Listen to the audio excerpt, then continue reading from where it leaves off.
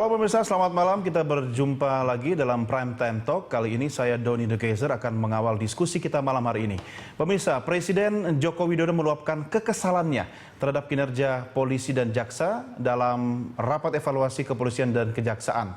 Menurut Kepala Negara, ada polisi dan jaksa yang tidak mematuhi perintahnya yang menyebabkan kebijakan di daerah sulit terlaksana. Presiden menyatakan bahwa arahannya selama ini jelas agar penegak hukum tidak memperkarakan kebijakan, administrasi, dan diskresi pemerintah daerah. Nah, pemirsa, apakah peringatan Jokowi kepada jajaran Polda dan Kejaksaan Tinggi ini serta-merta mampu menggenjot pertumbuhan ekonomi daerah? Lalu bagaimana sebenarnya perintah Presiden ini nantinya tidak berpeluang untuk dimanfaatkan oleh oknum kepala daerah yang dalam tanda petik bermain dengan anggaran pembangunan di daerahnya? Kita juga akan diskusi terkait batasan mana saja yang harus menjadi parameter sebuah kebijakan agar tidak bisa dipidanakan walaupun ternyata mungkin saja diketahui menimbulkan kerugian anggaran negara. Sudah hadir bersama saya di studio, dari batuk tadi sudah terdengar, pakar hukum tata negara Refli Harun. Bang Refli, apa kabar? Baik-baik, dan mohon maaf ya, memang batuknya keras, jadi tidak bisa ditahan lagi. Ya, nggak apa-apa. Itu namanya manusiawi gitu kan. Manusiawi. Tapi satu lagi hal yang manusiawi itu soal reshuffle sebenarnya. Manusiawi juga. Nah, manusiawi. Saya curiga kalau batuknya Bang Refli ini tanda-tanda reshuffle makin dekat gitu kan. Coba kita tidak diskusi itu Bang Refli ya. Okay. Kita akan bahas soal yang tadi kita diskusikan dan pemirsa, kita juga nanti akan terhubung melalui sambungan telepon dan akan bergabung bersama kita yaitu Wakil Ketua Umum Asosiasi Pemerintah Kota Seluruh Indonesia atau APEKSI, Rizal Effendi, yang juga menjabat sebagai Wali Kota Balikpapan. Sudah bergabung bersama kita Pak Rizal. Pak Rizal, selamat malam, apa kabar? Malam baik. Assalamualaikum warahmatullahi wabarakatuh. Waalaikumsalam warahmatullahi wabarakatuh. Baik, Pak Rizal tetap bergabung bersama kami dan pemirsa, sebelum kita mulai diskusi kita, saya ingin menyampaikan informasi berikut ini.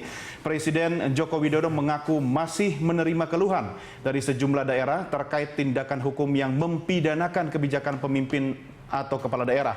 Menurut Presiden, kondisi itu membuat rendahnya pembangunan dana daerah atau penggunaan dana daerah sehingga berimplikasi pada terhambatnya pertumbuhan pembangunan di daerah. Presiden kembali menegaskan agar penegak hukum tidak mempidanakan kebijakan.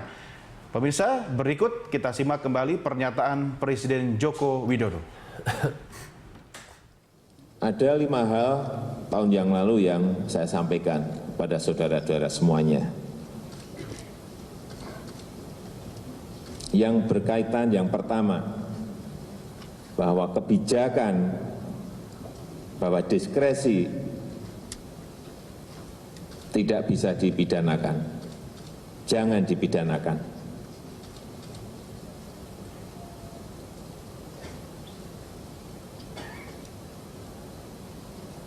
Yang kedua, tindakan administrasi pemerintahan juga sama. Tolong dibedakan. Mana yang niat nyuri, mana yang niat nyolong, dan mana yang itu tindakan administrasi.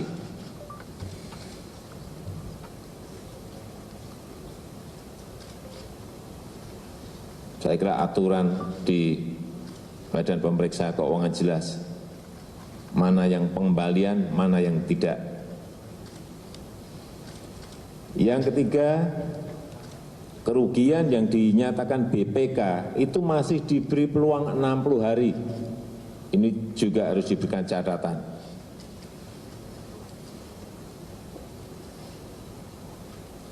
Yang keempat, kerugian negara itu harus konkret.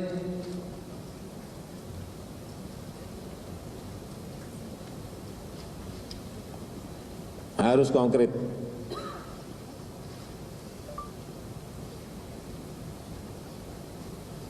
Tidak mengada-ada. Yang kelima, tidak diekspos ke media secara berlebihan sebelum kita melakukan penuntutan.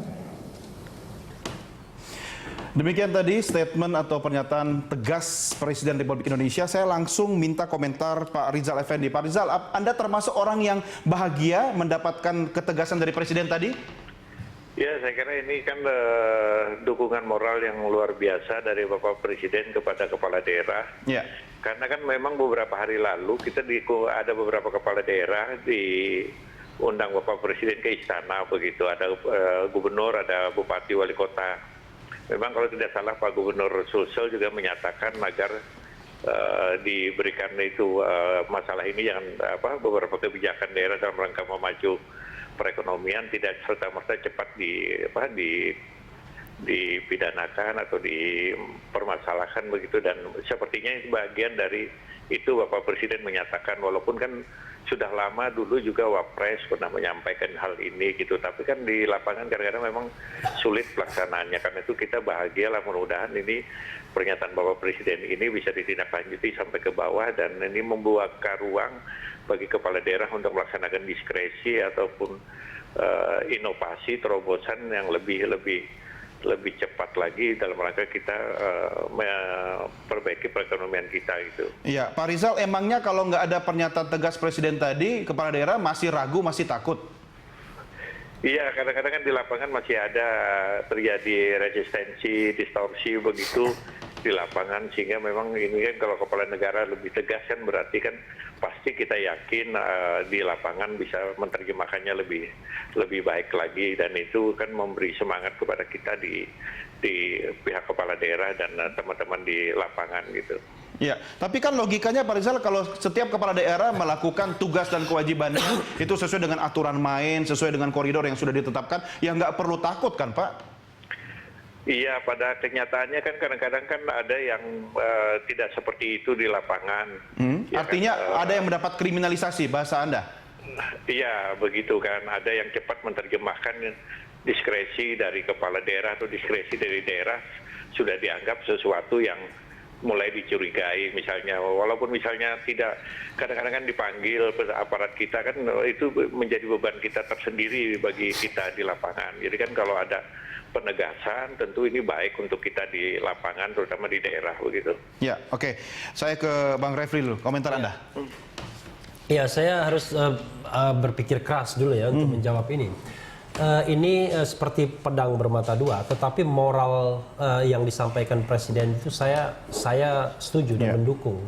Kenapa? Pertama kita lihat dulu dari sisi penegak hukumnya. Kan ini dua sebenarnya yang diinginkan.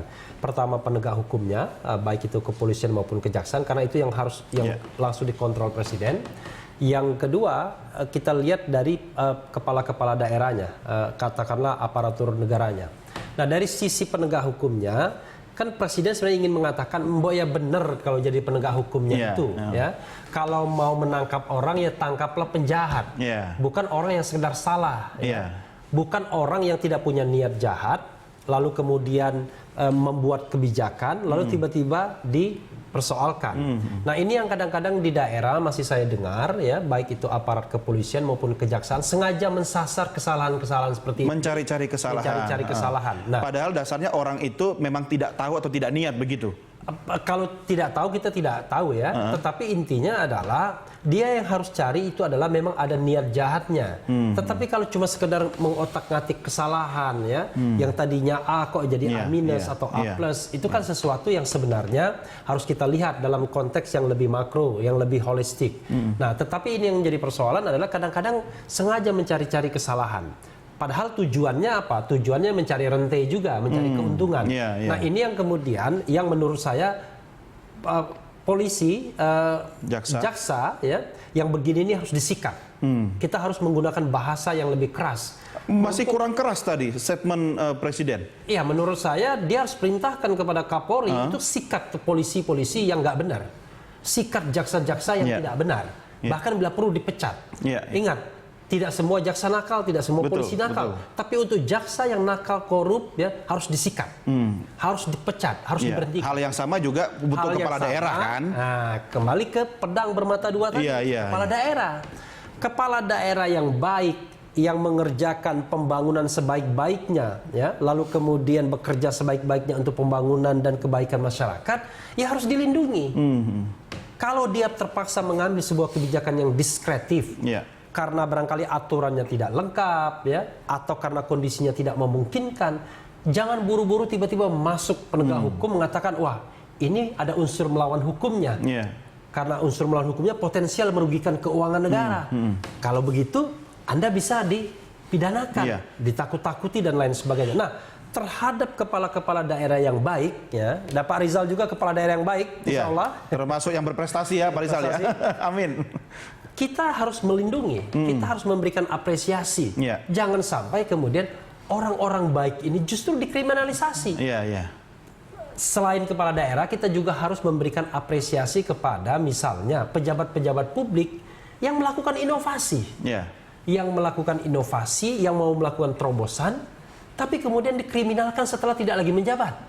Contoh misalnya Denny Indrayana, ya kan, melakukan inovasi di bidang pengurusan paspor. Mungkin tidak sempurna inovasinya. Betul, kan proses, tapi kan proses. Harusnya dibantu. Tapi kan paling tidak itu sangat membantu. Ya. Kerugian negaranya tidak ada karena semua dikembalikan, tapi ternyata apa? Dikriminalisasi karena mungkin ada faktor-faktor lainnya. Ini intervensi politik tentu sangat kuat dalam hal ini. Itu, tapi Bang Refli, tadi saya kok menangkap Anda malah dalam tanda petik kesannya ini bicara inovasi ini kreativitas, sementara hukum hanya melihat hitam putih begitu. No. Hukum tidak pernah melihat hitam putih seperti itu. Kita harus tahu bahwa ini aturan memang mengatakan hitam, ini mengatakan putih. Tetapi diskresi itu adalah wilayah yang tidak hitam dan tidak putih. Diskresi itu adalah wilayah yang ngeri-ngeri sedap. Mengapa ngeri-ngeri sedap? Adalah kalau orang mengambil diskresi itu, kalau dia berani dan tanpa niat jahat mengambil diskresi, itulah yang leader sejati. Itulah pemimpin sejati yang berani mengambil resiko. Tapi kalau leader yang penakut, ketika dia harus mengambil diskresi, dia nggak berani. Dia mundur. Dan dia kemudian main aman, safety. Play safe, play safe. Nah, tetapi ada orang yang mengambil diskresi itu karena memang punya niat buruk. Punya niat untuk melakukan tindakan korupsi. Karena dia tahu ada celah, kan? Karena kalau follow the rules, maka kemudian dia tidak bisa mendapatkan apa-apa. Contoh misalnya dalam pengadaan tender. Kalau seandainya kita misalnya mengikuti prosedur tender dan lain sebagainya, maka barangkali yang dijagokan tidak akan menang. Kan begitu? Maka kemudian dicari celah agar kemudian dilakukan penunjukan langsung. Nah, ada kondisi tertentu yang bisa untuk penunjukan langsung. Itulah kondisi yang mungkin diskresional. Mungkin waktunya sudah tidak mungkin lagi dan lain sebagainya, sehingga kebijakan diserahkan pada pengambil keputusan. Nah, dia buat kondisi sedemikian rupa sehingga kemudian tidak ada lagi waktu untuk melakukan proses tender. Dia lakukan penunjukan langsung. Tapi dari awal memang niatnya buruk. Bukan untuk mempercepat proses pembangunan. Bukan untuk mempercepat proses tapi mempercepat dapat jatah begitu kan. Nah, ini berarti pembuktian niat yang lebih utama kan. Oh iya, tetapi yang menjadi masalah kadang-kadang penegak hukum tidak melihat apakah ada indikasi niat jahat atau tidak. Kok saya menangkap bahasa Anda tadi terakhir mempertanyakan kualitas dan kapasitas aparat kita. Bukan kualitas dan kapasitas. Jadi sebenarnya integritas. Integritas. Integritas itu ada harganya, Bang Refli. Oh iya, ini soal integritas soalnya. Sebenarnya ini kan barang yang mudah. Kalau kita misalnya mau melihat seseorang apakah dia melakukan tindakan itu karena niat jahat atau karena memang tindakan yang harus dia ambil sebagai pejabat publik, policy, dan ini adalah discretional power, maka sesungguhnya mudah melihatnya. Kita lihat indikasinya saja misalnya, adakah kickback ke arah dia, ya kan? Adakah kemudian sekuen waktu yang sengaja dimainkan agar kemudian menggiring ke arah tertentu? Adakah kemudian ternyata yang ditunjuk itu adalah mereka kerabatnya sendiri dan lain sebagainya. Nah, indikasi-indikasi itu kan sebenarnya bisa terlihat. Tetapi kalau misalnya kita tidak memiliki indikasi apapun, tidak memiliki informasi yang mengatakan dia melakukan tindakan dengan niat jahat misalnya, tiba-tiba disalahkan karena memang kesalahan administratif dan dianggap bahwa menyimpang dari prosedur atau aturan, maka banyak sekali kepala daerah yang akan masuk penjara kalau ini menarik juga sebab Pak Rizal Effendi masih bersama kami. Harusnya kan seperti wali kota atau bupati kepala daerah itu kemudian ada unsur SKPD kan, Satuan Kerja Perangkat Daerah itu, seperti misalnya kepala kejaksaan negeri ya untuk tingkat kabupaten kota dan kepala kepolisian ya, resort misalnya. Itu kan ada komunikasi Pak Rizal sebenarnya bisa dibangun, paling tidak begini. Komunikasi itu membangun koordinasi untuk saling mengingatkan, bukan menunggu momentum di mana kepala daerah mulai masuk jebakan Batman begini. Apakah itu dibangun di serentak komunikasi itu di kepala daerah kita, Pak?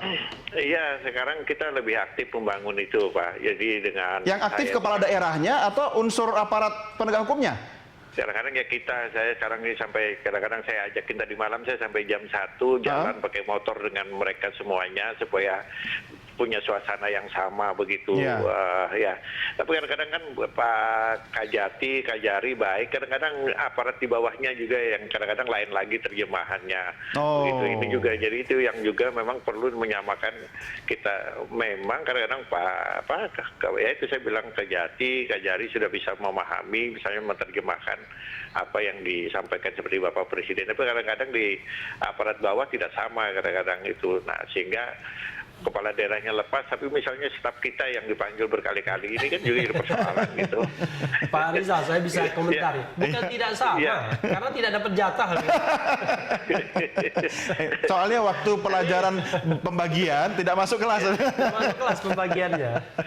Pak Rizal, ada satu hal yang ingin saya tahu, komitmen Anda sebagai wali kota Balikpapan dan teman-teman di Apexi sendiri, harusnya ini kan bisa menjadi momentum. Presiden sudah membuat penegasan. Dan harusnya bisa dijadikan sebagai momentum untuk setelah ini pasti ada peningkatan pembangunan di daerah. Mengukurnya bagaimana, Pak?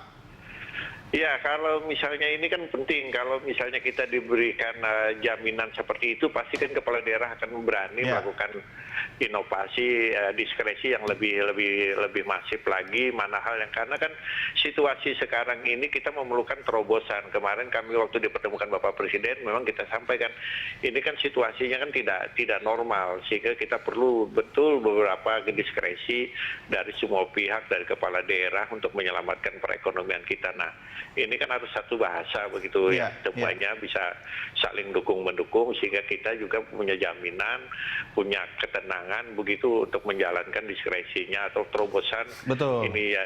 Dan harus fair juga Pak ya, jangan sampai kepala daerah yang sebenarnya tidak punya inovasi, tidak berani mengambil keputusan itu berlindung di balik keputusan dukungan Presiden ini gitu kan. Pak Rizal, ini kira-kira Anda punya pengalaman nggak, sebelum saya akhiri diskusi dengan Anda punya pengalaman, mungkin teman-teman yang merupakan anggota Apexi dapat dalam tanda petik rongrongan atau mungkin tekanan dari penegak hukum di daerah?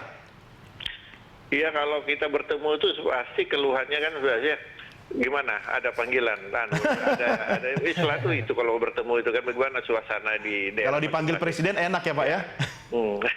Jadi kan ini kita ingin momen Bapak Presiden akan kita bawa, kita kan tanggal 27, 26 itu kita akan Kongres Apexi di Jambi. Di Jambi ya, kita akan tindak lanjuti pernyataan Bapak Presiden ini, nanti kita akan memberi masukan dan kita akan meminta agar ini disampaikan betul. Tapi saya dengar kan Bapak Presiden baru saja manggil juga Kapolda, Kajati, ini pasti sudah baik, pasti akan ada tindak lanjut di lapangan, dan kita sekali lagi mendukung Bapak Presiden dan senang, dan kita juga akan korek juga ada diri sendiri. Ya, tidak boleh juga kita berlindung dari pernyataan Presiden. Tapi saya setuju bahwa niatan itu menjadi hal yang penting bagi aparat hukum untuk supaya tidak mudah memperkarakan atau mempersoalkan kebijakan kita gitu. Baik, Pak Rizal, kalau saya percaya Pak Rizal, Anda termasuk kepala daerah yang berprestasi ya. Pertahankan terus Pak Rizal, mudah-mudahan Anda dan kolega para kepala daerah juga bisa mengikuti jejak-jejak pemimpin yang berprestasi. Pak Rizal, terima kasih bersama kami. Salam buat warga di Balikpapan. Selamat malam Pak Rizal. Malam. Terima kasih, salam Bang APP Halun. Karena beliau yang mengetes saya waktu pilkada kemarin. Iya, selamat Pak Rizal ya. Iya, jadi reuni ya di udara. Baik, terima kasih Pak Rizal Effendi, Wali Kota Balikpapan. Pemirsa, kami segera kembali sesaat lagi.